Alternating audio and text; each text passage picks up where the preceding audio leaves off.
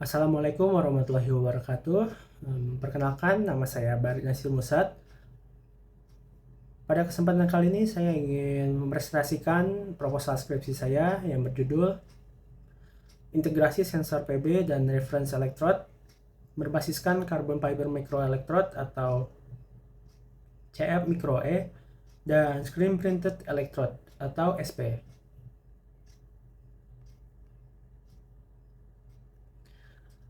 Oke, lanjut ke bagian daftar isi.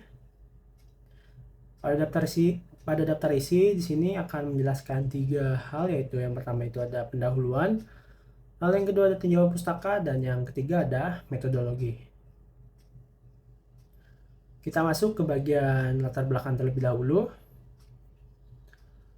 Timbal atau PB adalah logam berat toksik dan bioakumulatif yang membahayakan kesehatan manusia dan ekosistem. Jadi timbal itu bersifat bioakumulatif atau bisa dibilang ketika kita terpajan dalam waktu yang lama, itu dapat membahayakan kesehatan manusia dan ekosistem. Lalu pada tahun 2019, paparan timbal itu menyebabkan lebih dari 900.000 kematian secara global. Dan untuk timbal sendiri di sini ada aturannya, yaitu Peraturan Menteri Kesehatan Republik Indonesia Nomor 32 Tahun 2017, di mana batas maksimum timbal di dalam air itu ditetapkan sebesar 0,01 mg per liter. Lalu teknik deteksi seperti AAS dan ICP-MS itu dia sangat akurat, tetapi dia tidak praktis dan membutuhkan laboratorium. Sementara sensor ISE atau Ion Selective Electrode dia itu mahal dan kurang cocok untuk pemantauan lapangan.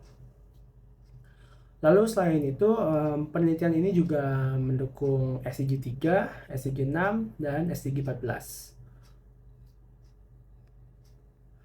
Dari latar belakang tersebut, tercetuslah dua rumusan masalah ini.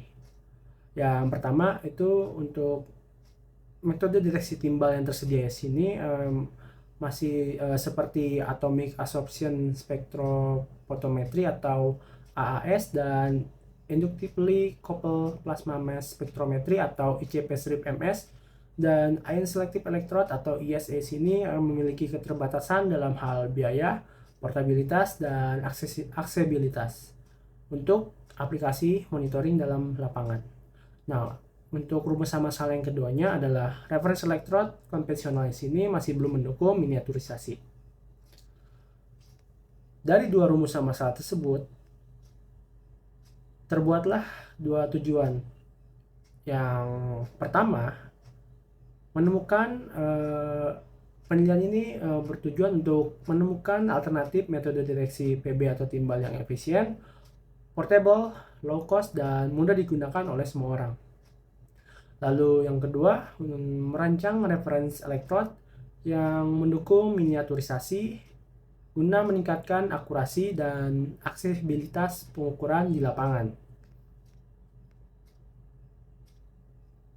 Dari rumusan masalah dan tujuan sebelumnya, penelitian ini diharapkan memiliki manfaat yang pertama untuk menghasilkan sensor elektrokimia yang portable, sensitif, dan murah untuk deteksi ion Pb2+ atau timbal di dalam air. Lalu yang kedua, menjadi alternatif praktis dari metode konvensional yang mahal dan tidak fleksibel. Lalu selain itu, yang ketiga, mendukung penerapan regulasi Permenkes nomor 32 pada tahun 2017 melalui sistem monitoring dan kualitas air yang efisien. Selanjutnya ada ruang lingkup dan batasan. Untuk ruang lingkup penelitian di sini, penelitian ini berfokus pada pengembangan sensor elektrokimia berbasiskan CF Micro E atau Carbon Fiber Microelectrode sebagai working electrode dan SPE atau Screen Printed Electrode sebagai reference electrode. Yang nantinya ketika diintegrasikan diharapkan bisa untuk mendeteksi Pb2+ atau timbal di dalam air. Sementara untuk batasan penelitiannya di sini, yang pertama adalah target deteksinya. Sesuai dengan Peraturan Menteri Kesehatan Republik Indonesia Nomor 32 Tahun 2017, Maka target deteksi pada penelitian ini yaitu kurang lebih sama dengan 10 ppb. Lalu sini batasan penelitian yang berikutnya adalah pabrikasinya masih dalam skala laboratorium, dan tentunya desainnya miniatur dan pastinya low cost atau murah. Lalu batasan penelitiannya, karakterisasi pada penelitian ini terbatas pada sensitivitas, selektivitas, dan kestabilan di larutan air murni dan pB standar. Lalu yang keempat, tidak mencakup uji lapangan luas, analisis multi-ion, atau integrasi IoT, di mana pada nomor 4 ini direncanakan sebagai studi lanjut atau penelitian berikutnya.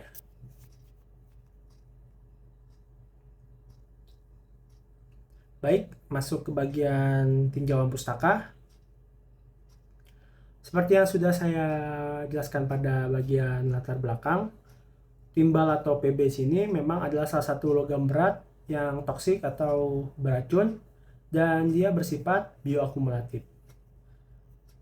Yang artinya ketika tubuh kita terpajan dalam waktu yang lama, timbal tersebut bisa menyebabkan gangguan berupa gangguan saraf, ginjal, dan kognitif.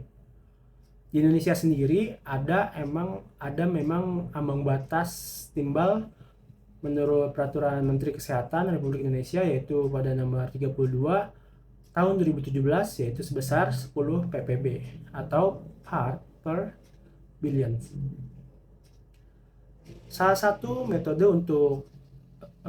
alat yang digunakan untuk mendeteksi timbal yaitu sensor elektrokimia, di mana sensor elektrokimia di sini bekerja dengan mengubah informasi dari kimia tersebut menjadi sinyal listrik, sehingga nantinya bisa mendeteksi ion yang ingin dideteksi, contohnya seperti timbal dan logam berat lainnya. Untuk komponennya sendiri, di sini ada 3 komponen utama. Yang pertama di sini ada working electrode atau WE. Lalu yang kedua di sini ada reference electrode yaitu RE, dan lalu ada counter electrode atau CE. Lalu salah satu jenis sensor elektrokimia di sini adalah ion selective electrode atau ISE. Di mana ion selective electrode ini merupakan sensor elektrokimia berbasiskan membran yang selektif, dan untuk metodenya sendiri dia menggunakan metode pengukurannya sendiri dia menggunakan potensiometri, di mana dia mengukur potensial yang nantinya akan mengikuti dari bilangan persamaan Nernst. Dan biasanya membran yang selektif tersebut terbuat dari polimer. Nah, untuk polimer yang pendukungnya yaitu bisa dari PPY atau polipirol, lalu ada MMA atau metil metaakrilat, lalu ada THFA atau tetrahidropurpuryl akrilat, lalu ada HEMA atau hydroxyethyl metaakrilat, lalu ada butyl-akrilat, dan masih banyak lainnya. Polimer pendukung tadi tersebut digunakan untuk meningkatkan kestabilan, lalu ada konduktivitas, dan tentunya selektivitas membran sensor. Lalu selanjutnya di sini ada metode cyclic voltammetry. Cyclic voltammetry sini merupakan metode elektrokimia yang digunakan untuk mengukur sifat kapasitif superkapasitor dengan melihat hubungan antara arus dan tegangan secara berulang. Gunanya cyclic voltammetry di sini adalah sebagai electroplating, atau bisa dibilang electrodeposition, atau bisa dibilang juga adalah pelapisan. Nah, grafik dari hasil uji cyclic voltammetry sini adalah voltamogram. Nah, salah satu contoh voltamogramnya bisa dilihat di gambar 2.1, di mana voltamogram tersebut diperoleh dari elektroda yang berbahan karbon dan sudah dilapisi polipirol atau PPY, lalu diuji dalam larutan KCl 0,1 molar. Gambar 2.1 sini dikutip dari penelitian Sagir Alpha et al. Pada tahun 2017.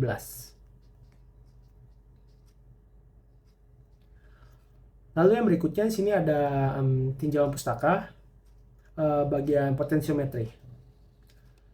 Jika sebelumnya sudah membahas tentang masalah pelapisan, nah untuk metode pengujian dari sensor elektrokimia di sini menggunakan metode potensiometri, di mana metode ini adalah salah satu metode elektrokimia yang mengukur beda potensial antara dua elektroda untuk menentukan konsentrasi ion dalam larutan tanpa aliran arus listrik. Jadi intinya metode ini mengukur beda potensial, dan pada metode ini juga tidak menggunakan arus listrik. Dan yang nantinya metode ini mengikuti persamaan Nernst atau bilangan Nernst, yang apabila mengikuti ketika diuji dalam larutan yang konsentrasinya berbeda dan hasil plottingnya itu atau slope-nya itu mendekati dari hasil bilangan Nernst atau persamaan Nernst, maka artinya elektrodenya itu bersifat sensitif dan akurat terhadap ion yang ingin dideteksi.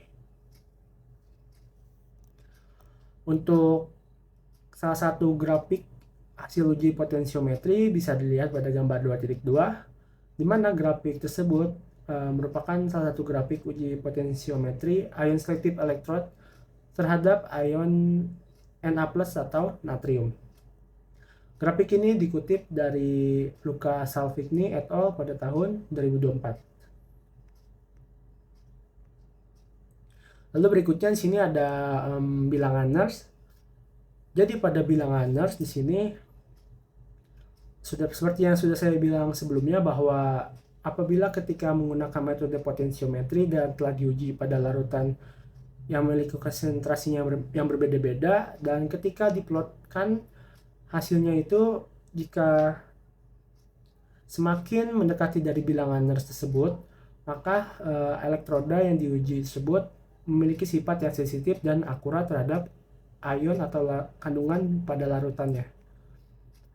Nah, untuk bilangan Nernst sendiri, rumus awalnya itu adalah potensial sel sama dengan potensial sel standar dikurangi dari 2,303 dikali R atau konstanta gas ideal yang bernilai 8,314 Joule per mol Kelvin. Lalu di sini ada T atau suhu yang dalam Kelvin, di mana suhu di sini bisa dianggap dalam suhu ruangan yaitu sebesar 25 derajat.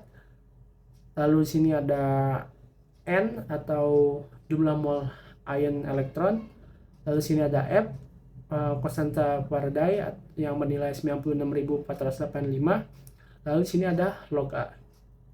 Ya, nantinya apabila ketika R, T, dan F-nya ini dimasukkan sesuai dengan konstanta dan dalam suhu ruangan, maka hasil dari potensial selnya nantinya akan menjadi 59,16 mV per N, di mana N sini adalah jumlah mol ion elektron. Pada penelitian ini menggunakan larutan yang ingin diuji atau ion yang ingin dideteksi adalah Pb2+, yaitu timbal, sehingga nilai N-nya di sini adalah 2.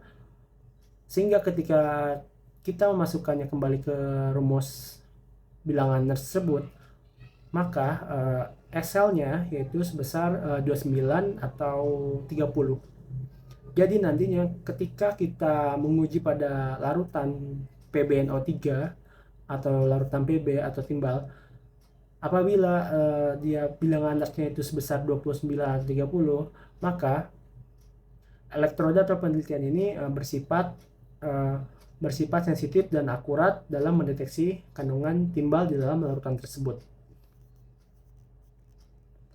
Lalu berikutnya di sini ada tabel 2.1 yaitu review penelitian, di mana di sini saya mengutip 5 penelitian yang paling relevan dengan penelitian saya. Di sini intinya pada 5 penelitian tersebut menunjukkan bahwa carbon fiber microelectrode dan screen printed electrode sangat berpotensial sekali untuk sebagai elektroda referensi atau reference electrode dan working electrode. sehingga nantinya pastinya akan berpotensi juga sebagai apabila diintegrasikan.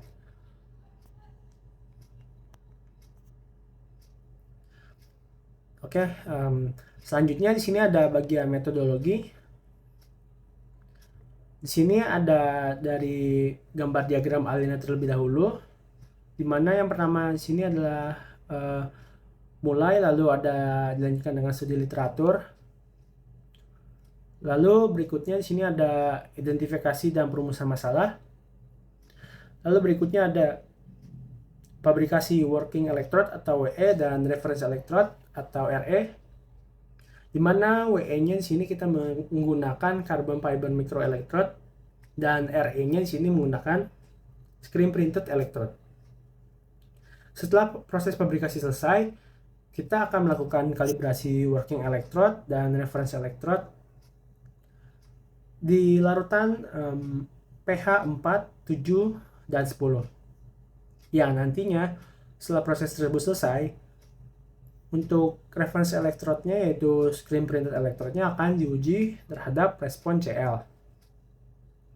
Apabila prosesnya sudah selesai, nanti akan masuk ke bagian dalam uji working electrode dan reference electrode terhadap larutan PbNO32, di mana pada proses ini terjadi yang namanya integrasi. Apabila hasilnya belum memuaskan, maka akan dilakukan yang namanya optimasi.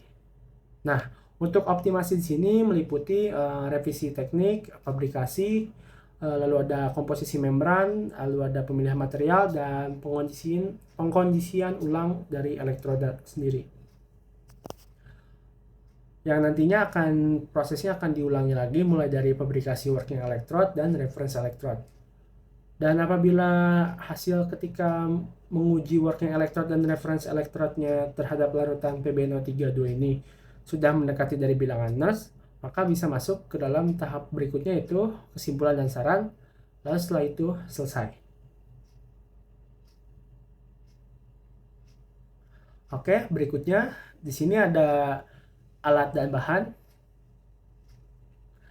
Alat dan bahan yang digunakan yang pertama di sini ada metil metaakrilat, lalu ada tetrahydropulpuryl akrilat, lalu ada butil akrilat, lalu ada polipirol, lalu ada 1,1 dimetil 4 phenylpyrezanium iodide, lalu ada 2 strip hidroxietil metraakrilat, lalu ada 1,6 strip hexanediol diakrilat, lalu ada carbon fiber, lalu ada screen printed electrode, lalu ada potasium tetrakis 4 strip chlorophenyl borat, lalu ada di slide berikutnya, lalu ada lead ionophore 4, lalu ada pipet, ada lem tembak, ada lead 2 nitrat atau PbNO32, lalu ada potasium chloride, lalu ada vapor solution pH 4, 7, dan 10, lalu ada alkohol 95%,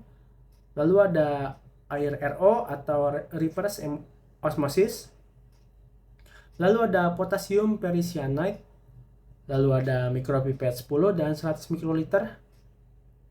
Dan di slide selanjutnya ada tip mikropipet 10 dan 100 mikroliter, lalu ada isi pensil mekanik, lalu ada pinset, tisu kering, lalu ada potentiostat, di mana merek yang digunakan adalah Cortez Electrochemical CS350, lalu ada gelas ukur, lalu ada labu ukur, timbangan mikro, UV lamp, dan tisu basah.